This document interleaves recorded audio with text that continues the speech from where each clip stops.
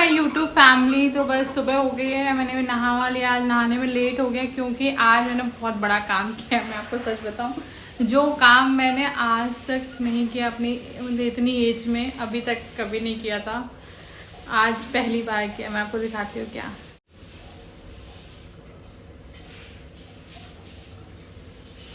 ये गाइस, इस बार मैं जब ससुराल गई थी तो मेरी सासू माँ ने एक बोरा गेहूँ एक बोरा चावल दे दिया था।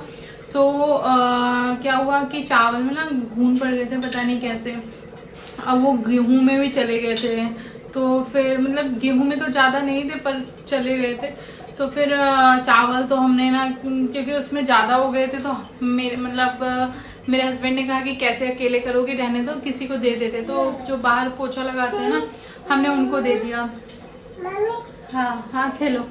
और तो गेहूं था, गेहूं बहुत ज्यादा था, तो हमने एक बोरा पूरा था। तो हमने गेहूं में क्या किया कि ज्यादा नहीं था, तो मैंने क्या किया ना, वो छेद वाली जो थाली होती है उससे ऐसे ऐसे ऐसे ऐसे करके मतलब मैंने और हस्बैंड ने साफ किया। साफ करके अभी रखे, अब उसको पिसवा देंगे। एंड अब नेक्स्ट टाइम से मैं कभी गेहूं नहीं लेके आऊंगी, क्योंकि बहुत ज़्यादा झंझट हो जाता है। मेरे हस्बैंड बहुत गुस्सा कर रहे थे मुझ पे, कह रहे थे कि जब सारा राशन खरीदते हैं तो चावल और आटा भी खरीद लेंगे, इतनी मेहनत कौन करेगा।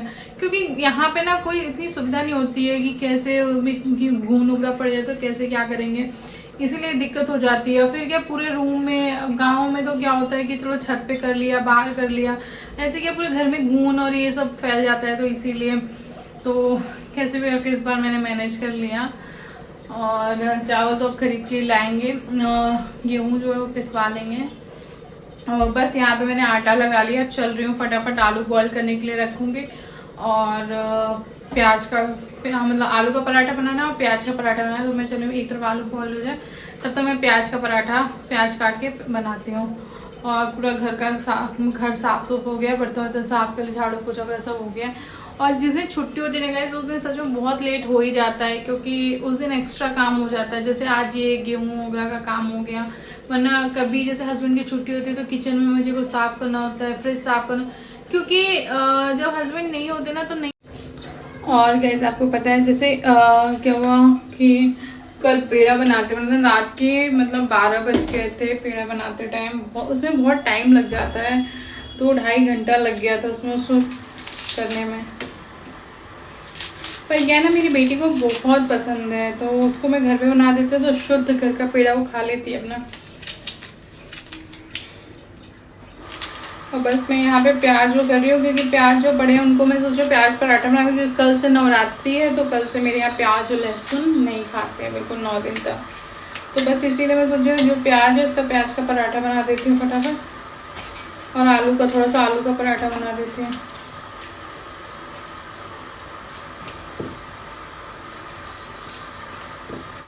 ये प्याज बहुत तेज है, आंखों में बहुत लगती है।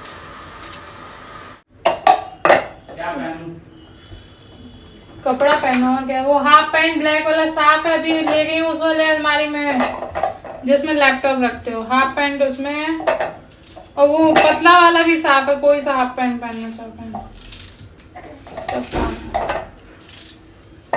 प्याज का क्या करोगी आप? हम हर चीज में ये नहीं जाके कार्टून देखें, हर चीज में बस इधर उधर करना है।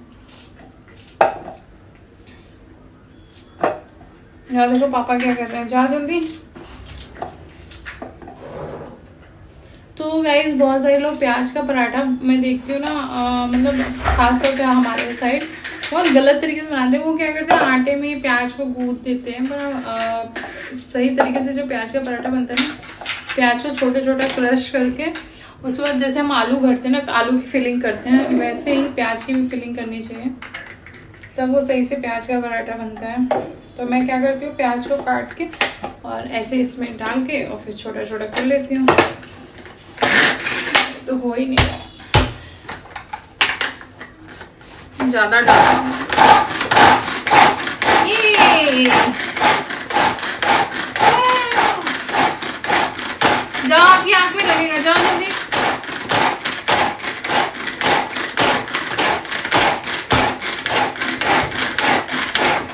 हाँ थक गया, हाथ दर्द होने लगा। आज मैंने गेहूं का वो कर लिया, 40 किलो गेहूं होगा कम से कम ना।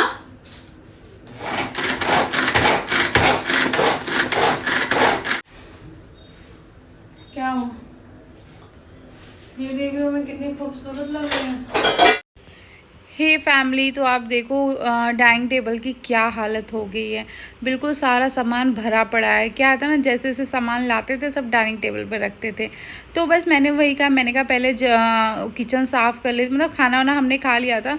फिर मैंने किचन साफ़ किया, सारे बर्तन वर्तन धुल के रख दिया है, ताकि सुबह बस उठ के मुझे पूजा ही करना रह जाए। तो बस काम हो गया था, तो मैंने कहा लाओ ये सारा सामान अपनी अपनी जगह रख देती हूँ कि। और फिर हस्बैंड से बोला थोड़ी सी हेल्प कर दो, तो बस हस्बैंड मैं सब्जियां निकाल निकाल के दे रही थी, वो फ्रिज में रख रहे थे।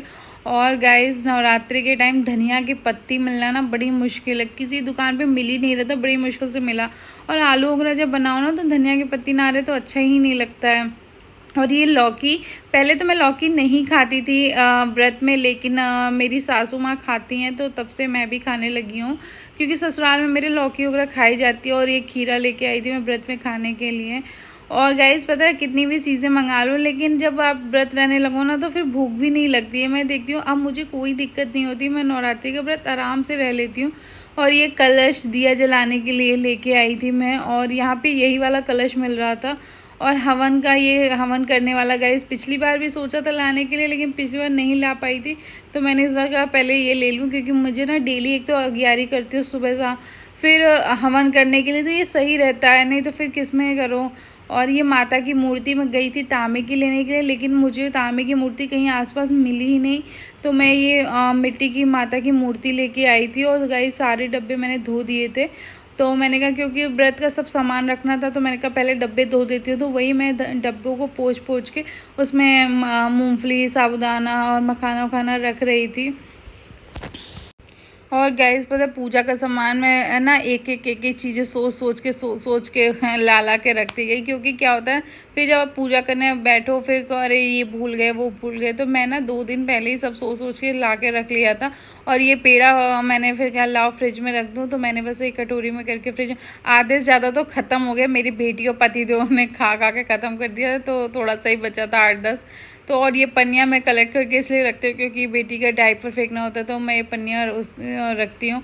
तो बस यही सारा सामान मैं उठा के रख रही थी। और हस्बैंड आज पता है इतने सारे फ्रूट्स लेते आए, जैसे लग रहा है 9 दिन अब इन्हीं फ्रूट्स को चलाना है। गाइस मैं उनको बार बार कहती हूँ एप्पल तो ठीक है, लेकिन बनाना ना ख़राब हो जाता है, दूसरे तीसरे दिन से ही ख़राब होना शुरू हो जाता है, फिर फेंकना पड़ता है। लेकिन उनको कौन समझा, वो जाते तो इकट्ठा लेके आ जाते हैं।